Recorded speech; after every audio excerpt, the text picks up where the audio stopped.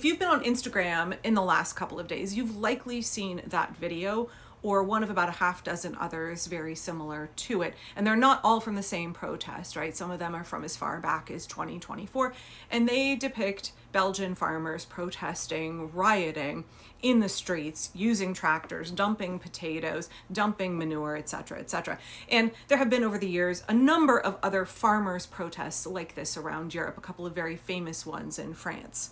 We could spend probably 60 minutes just watching clips of European farmers protesting sky-high prices of fertilizer and control of the market and feeling right, like all kinds of things.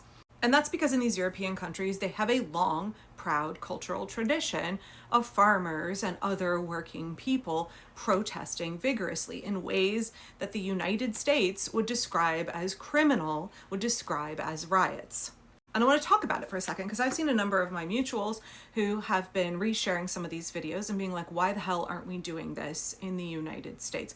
Why are we not out in the streets smashing shit and causing an absolute ruckus? And that sense of frustration, right, that we're not doing enough here because we're not engaging in actions like the ones that you see in those videos. And I know I've talked about this before, but I think every time this topic comes up, it's worth reiterating that the United States is not Europe. The United States has different cultural expectations, different cultural norms, and that means we need to use different tactics. And that's not to say that there is not a place for protests like that. We know that to be effective in causing change, direct actions need to be sustained. They need to disrupt the system, and large numbers of people need to be involved in them. It also really helps if you understand that those direct actions need to be PR events. They need to grasp the attention of the public and bring them over to your side, right? Get them invested in your cause, get them allying with you. And that's where we have the key difference here between us and Europe. I'm just going to plug two books really quickly. This is an Uprising and also Blueprint for Revolution. I don't think they intended these books to match, but they go really, really well together. I recommend if you've not read them, please read both. This is about the Otpor movement in Serbia, and this is about all kinds of uprisings and revolutions over the last 100 years or so. And both of these books are really good at highlighting the point that your protest is about convincing the people to get on your side as much as it is about disrupting the system. Because we know that it takes massive numbers of people. It takes the populace being aligned against the authoritarian, being aligned against injustice. That's how we get change.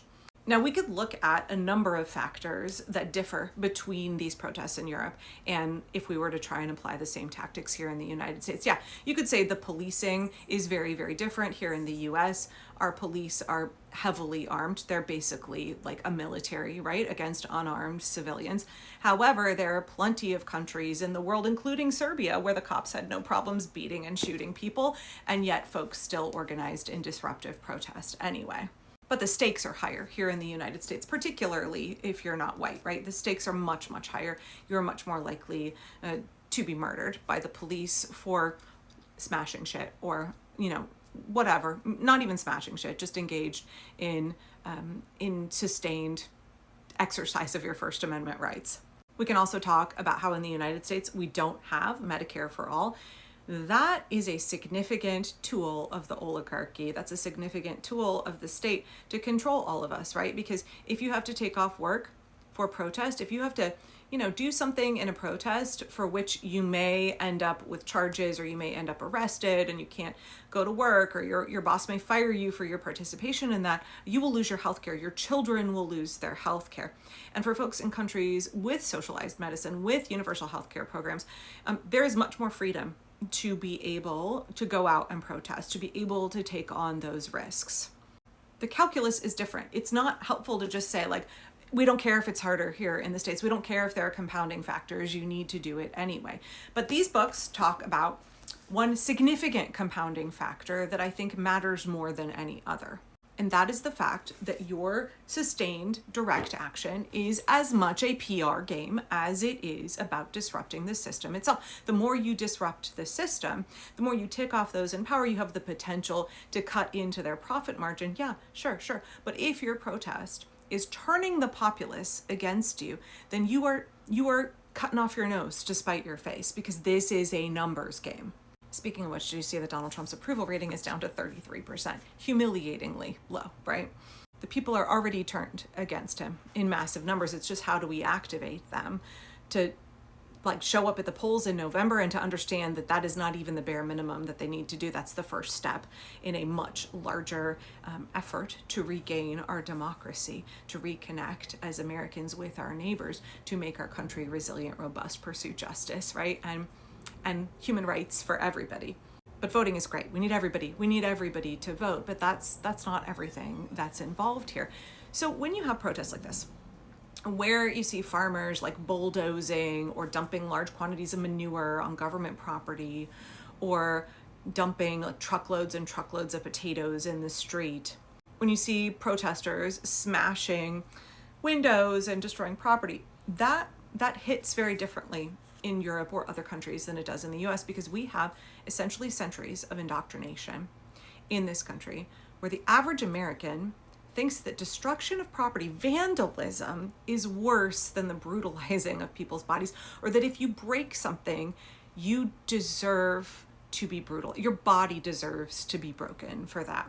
And I wish that it was different, but it's not. The average American clutches their pearls, is absolutely horrified at protest that includes vandalism.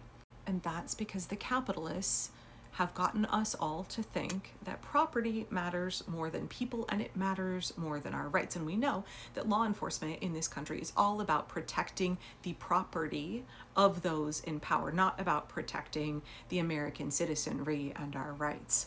And so, as I have said many times, it does not actually matter what I personally think about smashing shit, about vandalism. I don't personally think that is violence. Lots of other organizers and activists and revolutionaries don't think that it's violence. It matters what the society thinks about it. When we are crafting our overarching strategy and our tactics that we use in resistance, we have to take into account that we are playing to the general public and we are trying to bring them on board with us. That is the reality of the situation, whether or not you want it to be something different. And so if you are using tactics that have been dubbed by the government, by law enforcement, by corporations as violence, and the average American is indoctrinated to believe that, then when you engage in vandalism, when you engage in some kind of destruction of property, you're going to turn the people against you. We need a movement of all of the normies. We need all the regular people who are not radicals to join us. And there is a tipping point at which your tactics become so radical that you turn people off and you get them to ally with the state. They see your behavior as terroristic, fringe, radical, unhinged, right? That's one of the reasons Stephen Miller and Donald Trump use that term, terrorism. They want you to think that people breaking a window is terrorism. But they don't want you to think that the government running concentration camps is inflicting terror on this entire country. So I guess I just wanted this to be an encouragement to you, especially if you're not in the US, to my mutuals who've been expressing their frustration that we're not doing what folks are doing in Brussels, right? There are organizers and activists who are able to take the temperature of the American people, who are able to understand what tactics and strategies build support for our movement and turn the people against the regime. We're not taking actions that we find personally fulfilling or that align with our own, philosophy of resistance. We have to play to the crowd. Resistance is a PR game. Right? Recapturing our democracy means building people power, and that means we need to communicate effectively in a way that is receptive to your average American, in a way that gets your average American to ally with us and to support us. So what does it look like to have disruptive, sustained direct action that brings the American people together?